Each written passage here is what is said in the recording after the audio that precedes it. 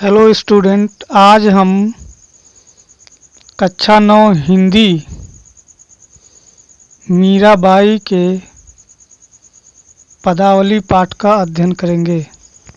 तो आप सभी लोग कृपया हमारे चैनल को सब्सक्राइब कर दीजिएगा और अपने दोस्तों के पास शेयर कर दीजिएगा। तो आइए हम लोग देखते हैं मीरा जी के पदावली में मीरा जी ने क्या कहा है। तो पहला पद इनका है जिसमें श्री कृष्ण के प्रेम की दीवानी मीराबाई उनके सौंदर्य का वर्णन करते हुए कहती हैं बसो मेरे नैनन में नंदलाल, मोर मुकुट मकराकृत कुंडल, अरुण तिलक दिए भाल, मोहनी मूरत सांवरी सूरत, नैना बने विशाल, अधर सुधारस मुरली राजत, उर बैजंती माल, क्षुद्र घंटिका कटतट शोभित, नूपुर सबद रसाल, मीरा प्रभु संतन सुखदाई, भगत बछल गोपाल। इसमें मीरा जी जो श्री कृष्ण के प्रेम की दीवानी मीरा जी हैं, वो श्री कृष्ण के सौंदर्य का वर्णन करती हुई कहती हैं कि बसो मेरे नैनन में नंदलाल।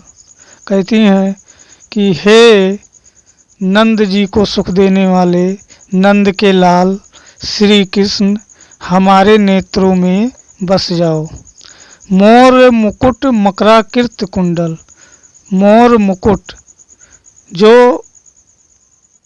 मोर का मुकुट पहने हैं, मकराकृत, मकराकृत यानी मछली की आकृति, मकराकृत मछली की आकृति का कुंडल अपने कानों में पहने हैं, और अरुण तिलक दिए भाल, अरुण का मतलब होता है लाल, अरुण तिलक दिए भाल, जो भाल मस्तक, अपने मस्तक पर लाल तिलक लगाए हुए हैं, उस पर भी मोहनी मूरत सांवर सूरत, नैना बने विशाल, मोहनी मूरत वाले हैं और सांवले सूरत वाले हैं, और उस पर भी उनके जो नेत्र हैं बड़े बड़े विशाल हैं, जो बहुत ही सुशोभित हो रहे हैं। अधर सुधारस मुरली राजत, उर बैजंती माल। अधर सुधारस, अधर मतलब होता है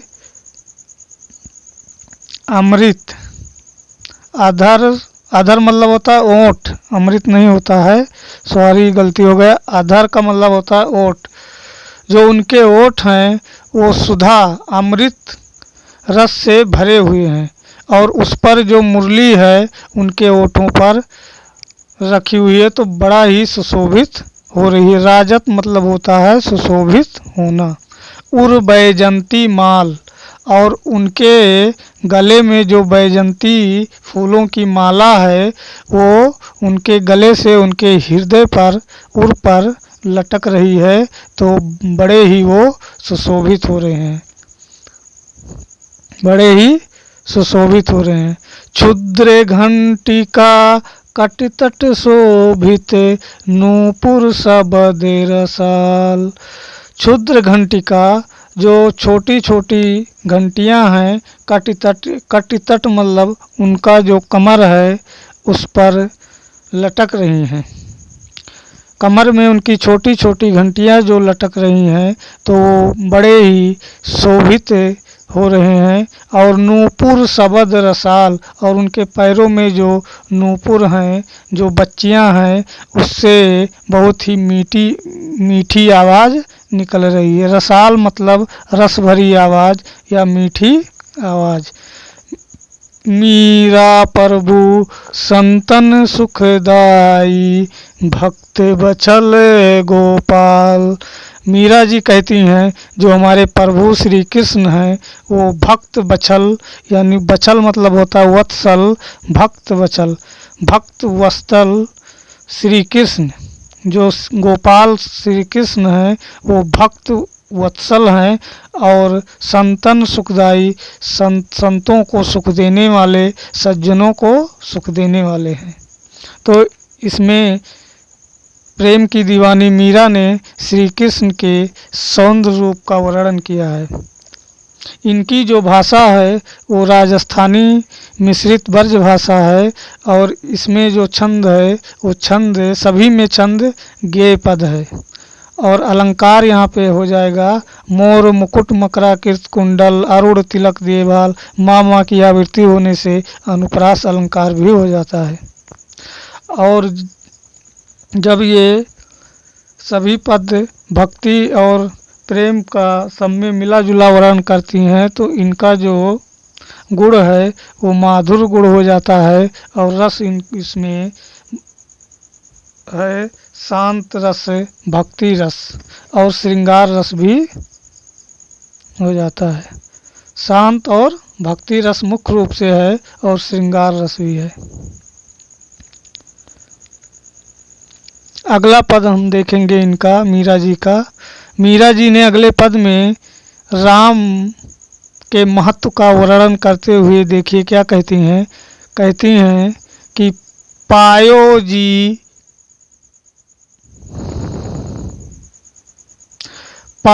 जी महे तो राम रतन धन पायो, पायो जी महे तो राम रतन धन पायो, वस्तु अमोलक दी मेरे सतगुर, कृपा कर अपनायो, जन्म जन्म की पूंजी पाई, जग में सभी खोआयो, खर्चे नहीं कोई चोर न लेवे, दिन दिन बढ़त सवायो, सत्य की नाव खेवटिया सतगुर, भव सागर तर आयो, मीरा के प्रभु गिरधर नागर, हरख हरख जस गायो। इसमें श्री कृष्ण के प्रेम की दीवानी मीरा जी ने राम के महत्व का वर्णन किया है। इसमें उन्होंने कहा है कि पायो जी महे तो राम रतन धन पायो। उन्होंने कहा कि मैंने तो राम रतन रूपी धन प्राप्त कर लिया है, मैंने तो राम रतन रूपी धन प्राप्त कर लिया है। वस्तु अमोलक दी मेरे सतगुर, वस्तु अमोलक दी मेरे सतगुर, कृपा कर अपनायो। वो कहती हैं कि मेरे सतगुरु ने ये जो राम रूपी रतन धन है उसको मेरे सतगुरु ने अमूल्य वस्तु दे दी है, कृपा करके मुझे ऐसी वस्तु राम रूपी रतन धन के रूप में दे दी है जो बड़ा ही अमूल्य है और उसे हमने अपना लिया है। जन्म जन्म की पूंजी पाई, जग में सभी खोआयो। वो कहती हैं कि मैंने अपने पूरे जन्म की लगता है पूंजी पा ली है, जन्म जन्म की पूंजी पाई यानी मैंने अपने संपूर्ण जन्म की पूंजी प्राप्त कर ली और जग में सभी खोआयो, और इस संसार में सभी लोगों ने कुछ ना कुछ खोया ही है। खर्चे नहीं कोई चोर न लेवे, दिन दिन बढ़ते सवायो। मेरे सतगुरु ने जो मुझे राम रतन रूपी धन दिया है उसको कोई खर्च नहीं कर सकता है और ना कोई उसको चुरा सकता है। यह दिन दिन यानी प्रतिदिन हर दिन बढ़ता ही रहता है, बढ़ता ही रहता है। जो राम रूपी रतन धन हमें मिला है, मेरे सतगुरु ने दी है, उसको कोई खर्च नहीं कर सकता है और ना उसको कोई चोर चुरा सकता है, और ये दिन दिन बढ़ता ही रहता है। सत्य की नाव खेवटिया सतगुर भव सागर तर आयो। सत्य की नाव खेवटिया सतगुर, सत्य की नाव है और उसके जो केवट हैं, खेवटिया का मतलब होता है केवट, उसके जो केवट हैं वो हमारे सतगुरु हैं। उन्होंने मुझे भव सागर, इस संसार रूपी, सब भव मतलब संसार और सागर मतलब समुद्र सागर, भव रूपी सागर को पार करा दिया है। मैंने भव रूपी सागर को पार कर लिया है। तरना मतलब पार होना, उसको पार कर लिया है। मीरा के प्रभु गिरधर नागर हरख हरख जसी गायो। मीरा जी कहती हैं कि ये जो प्रभु गिरधर नागर श्री कृष्ण जी हैं, उनका मैं हरख हरख यानी प्रसन्न होकर के, जस मतलब प्रसिद्धि, गायो मतलब गाती हूँ। मैं अपने प्रभु श्री कृष्ण के प्रसिद्धि को प्रसन्न होकर के गाती हूँ। हरख हरख यानी हंस हंस कर प्रसन्न होकर के गाती हूँ। अगला पद है, अगले पद में श्री कृष्ण का वर्णन करती हुई मीरा जी कहती हैं कि माई री मैं तो लियो गोविंदो मोल, कोई कहे छाने कोई कहे चुपके, लियोरी बजंता ढोल, कोई कहे मुहंगो कोई कहे सुहंगो, लियोरी तराजू तोल, मायरी मैं तो लियो गोविंदो मोल। कोई कहे कारो कोई कहे गोरो, लियोरी अमोलक मोल, याही को सब जानत हैं, लियोरी आँखी खोल, मीरा को प्रभु दर्शन दीन्यो, पूर्व जन्म को कौल, मायरी मैं तो लियो गोविंदो मोल। प्रेम की दीवानी मीराबाई जी श्री कृष्ण का वर्णन करती हुई इसमें कहती हैं कि माई री मैं तो लियो गोविंदो मोल। कहती है माई मैं तो गोविंदो श्री कृष्ण जी को मोल ले लिया है, लेकिन उस पर भी कोई कहे छाने कोई कहे चुपके, लियोरी बजंता ढोल, उस पर भी कोई कहता है कि मैंने छाने मतलब छिप करके लिया है और कोई कहता है चुपके से लिया है, लेकिन मैं तो कहती हूँ कि मैंने इन्हें ढोल बजा करके, हल्ला करके, चिल्ला करके लिया है। कोई कहे मुहंगो कोई कहे सुहंगो, लियोरी तराजू तोल, कोई कहता है कि ये महंगे हैं और कोई कहता है कि ये सस्ते हैं, लेकिन मैंने अपने हृदय के तराजू से इनको तौल करके लिया है। लियोरी तराजू तोल, मैंने तराजू से तौल करके इनको लिया है, अपने हृदय रूपी तराजू से तौल करके लिया है। कोई कहे कारो कोई कहे गोरो लियो री अमोलक मोल। कोई कहता है काले हैं, कोई कहता है गोरे हैं, लेकिन मैंने तो बड़ा ही अमूल्य वस्तु खरीद लिया है। याही को सब जानत हैं, लियो री आँखी खोल। याही को सब जानत हैं, इसको सब कोई जानता है। और लियो री आँखी खोल, और सभी अपनी आँखों को खोल लीजिए। मीरा को प्रभु दर्शन दीन्यो, पूर्व जन्म को कौल। मीरा जी कहती हैं कि प्रभु श्री कृष्ण जी ने हमको दर्शन दिया है, और दर्शन इसलिए दिया है कि लगता है पूर्व जन्म को कौल। कौल का मतलब होता है वचन, वादा। तो जो हमारे श्री कृष्ण जी हैं वो मुझे पूर्व जन्म में वादा किए थे, वचन दिए थे, इसीलिए हमारे प्रभु श्री कृष्ण जी ने मुझे दर्शन दिया है।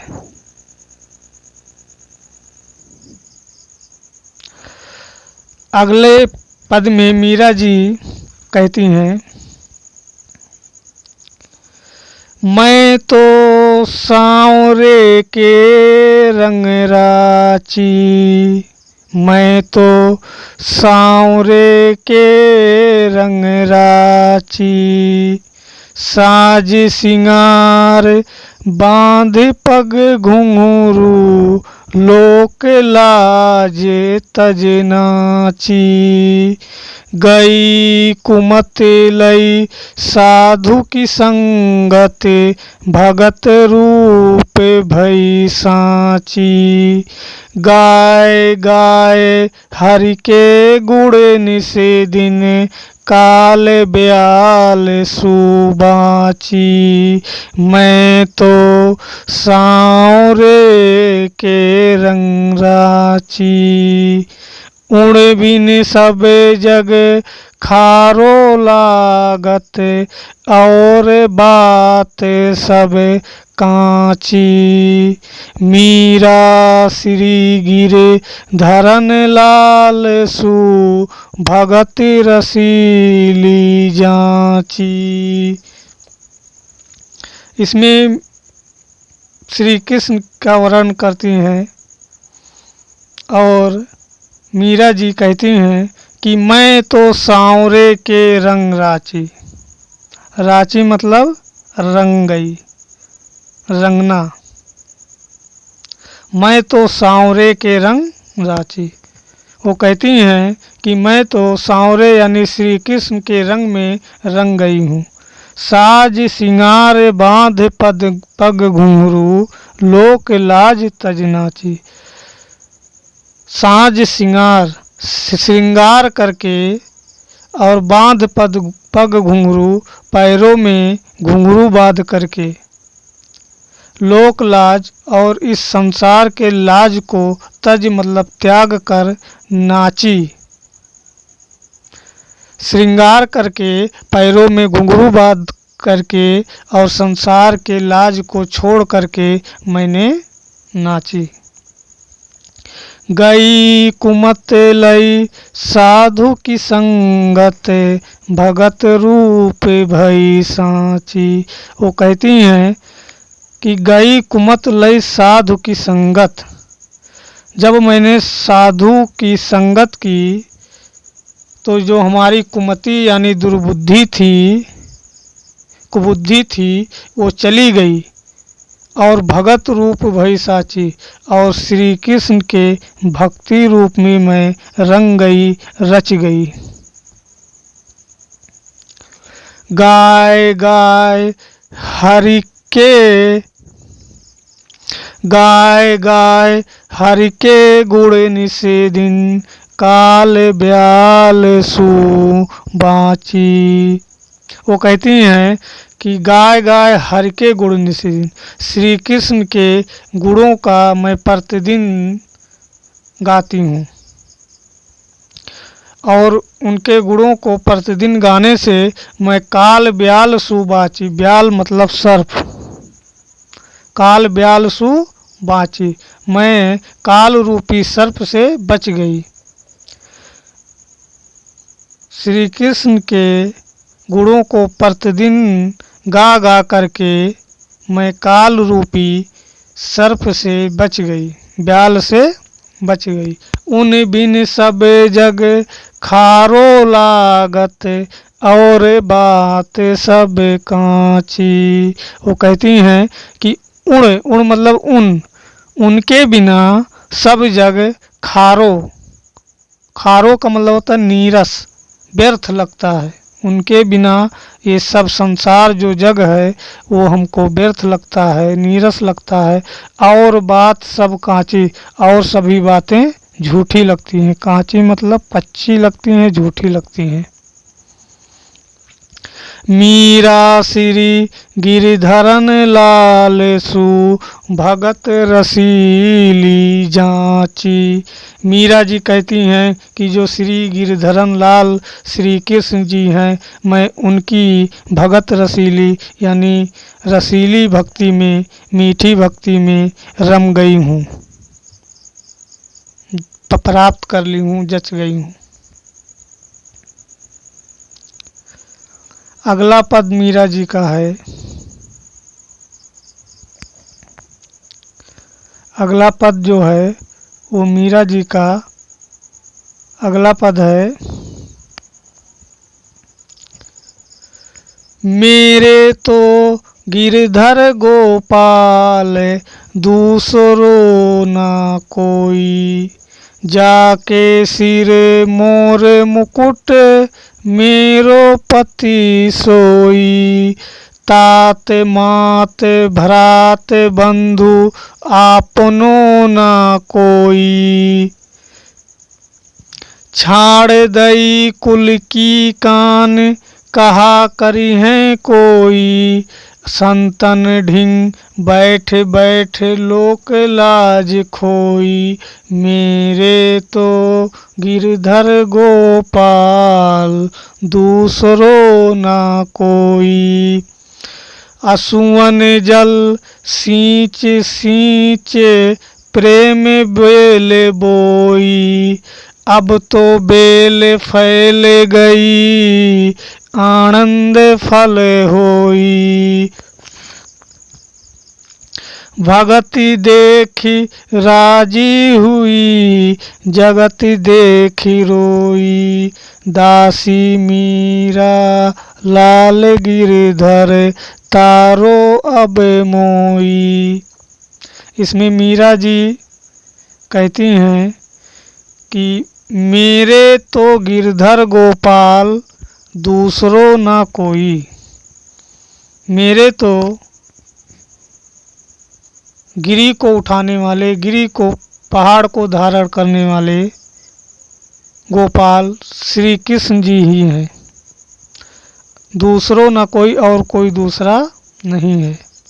जाके सिर मोर मुकुट मेरो पति सोई, जिसके सिर पर मोर का मुकुट है वही मेरे, सोई मतलब होता है वही, सोई का मतलब होता है वही मेरे पति हैं। तात मात भरात बंधु आपनो न कोई। तात पिता, मात माता, भ्रात भाई, बंधु पिता माता भाई बंधु आपनो ना कोई, अब मेरा अपना कोई नहीं है। छाड़ दई कुल की कान कहा करी है कोई, छाड़ दई यानी छोड़ दी, कुल, कुल मतलब परिवार की, कान मतलब होता है चिंता, मैंने अपने परिवार की चिंता करनी छोड़ दी, कुल की चिंता छोड़ दी। कहा करी है कोई, अब मेरा कोई क्या करेगा। संतन ढिंग बैठी बैठी लोक लाज खोई। ढिंग मतलब होता है पास, पास बीच। संतन ढिंग बैठ बैठ, संतों के बीच बैठ बैठ कर लोक लाज खोई, यानी संसार की लाज को मैंने खो दिया है। असुवन जल सींच सींच प्रेम बेल बोई, और अपने आंसुओं के जल से सींच करके प्रेम रूपी बेल को बोया है। अब तो बेल फैल गई आनंद फल हुई, अब ये जो प्रेम रूपी बेल थी वो फैल गई है, अब उसमें आनंद का फल लगेगा। भगत देख राजी हुई जगत देख रोई, मैंने श्री कृष्ण रूपी भक्ति को देख करके मैं राजी हुई यानी खुश हुई। राजी हुई मतलब खुश हुई, श्री कृष्ण के भक्ति को पाकर मैं खुश हुई, और जगत ही देख रोई, इस संसार को जब मैंने देखा तो मैं रोई।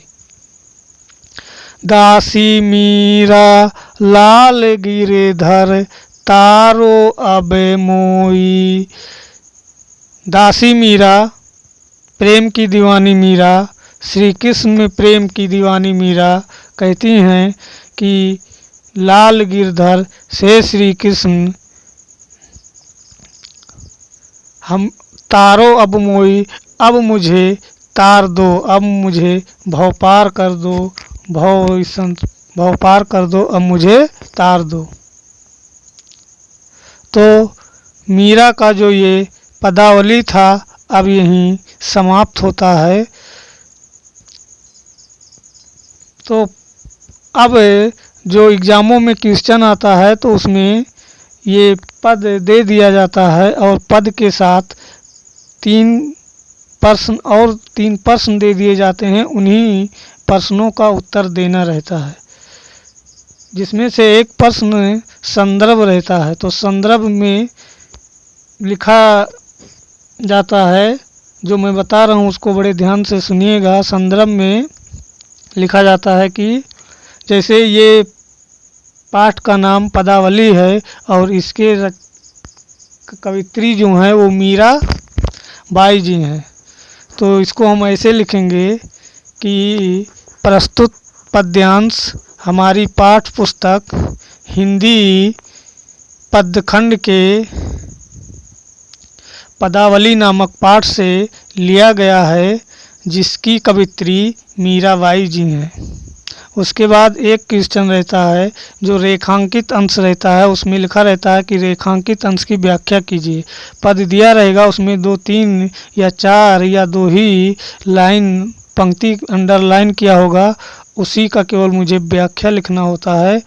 तो मैं जो व्याख्या जिस लाइन का जैसा है बस उतना ही उसमें व्याख्या लिख देना है। उसके बाद एक क्वेश्चन उसमें तीसरा दिया रहता है, चौथा भी दिया रहता है, तो 1-2 क्वेश्चन और दिया जो रहता है वो जो पद दिया रहता है उसी पद में से उत्तर ढूंढकर उसमें लिख देना है। जैसे एक क्वेश्चन में उदाहरण के तौर पर बताता हूँ कि प्रश्न है कि मीराबाई जी ने पति रूप में किसको मान लिया, तो श्री कृष्ण को। मीराबाई जी ने पति के रूप में श्री कृष्ण को मान लिया। तो अब मैं ये सेशन यहीं समाप्त करता हूँ। तो सभी स्टूडेंट से मेरा निवेदन है कि हमारे जो इस चैनल को सब्सक्राइब कर लीजिएगा और लाइक कर दीजिएगा। अगर कोई गलती होती हो तो कमेंट करके बता दीजिएगा, मैं उसमें सुधार करूँगा। और अपने दोस्तों को शेयर कर दीजिएगा ज़्यादा से ज़्यादा। तो मैं अब ये सेशन बंद करता हूँ। सभी स्टूडेंट और बाकी लोगों जो हमारे दोस्त इसको देखते हैं सुनते हैं, उनको मैं एक बार थैंक यू कहना चाहूँगा। धन्यवाद दोस्तों।